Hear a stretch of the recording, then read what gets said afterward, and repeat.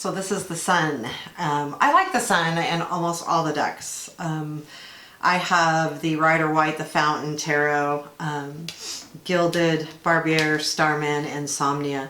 The Somnia one is the most confusing to me. Again, this deck, I enjoy reading with it, where I can really tap into things, but at the same time, when I'm looking at them compared to the other cards, there's this, I don't think it's doing it the deck justice, and I probably should take this deck and do it on its own because, you know, it doesn't have that bright look.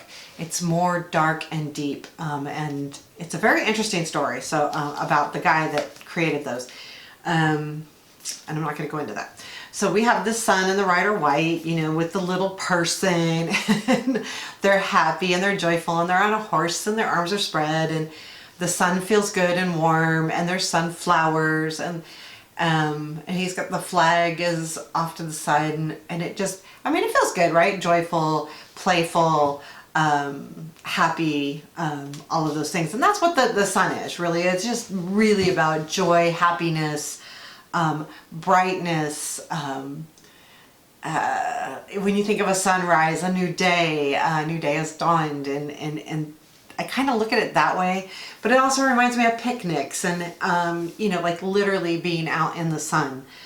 The Fountain, I feel like, has the same type of feel. It's different.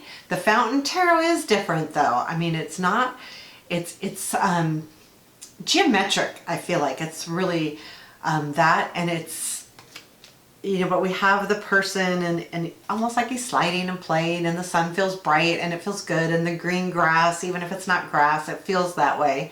So that's kind of a cool one. The Gilded Tarot, I'm reminded of astrology, and I think there's a lot of that in this deck when it comes to some of the things, but it reminds me too of action. It's kind of like the wheel. I feel like it's telling us that, you know, the sun comes up, we're going to have joy, and it comes up again, and it comes, you know, so it's the repeat. It's the, yeah, that's how I feel. Now I feel like it makes me feel good. It makes me feel happy. It makes me feel warm, all of those things. So it has that it substantiates what the sun means. But I do feel like it has more motion behind it. For sure. I love this one. Well, you know, you all know I love this deck.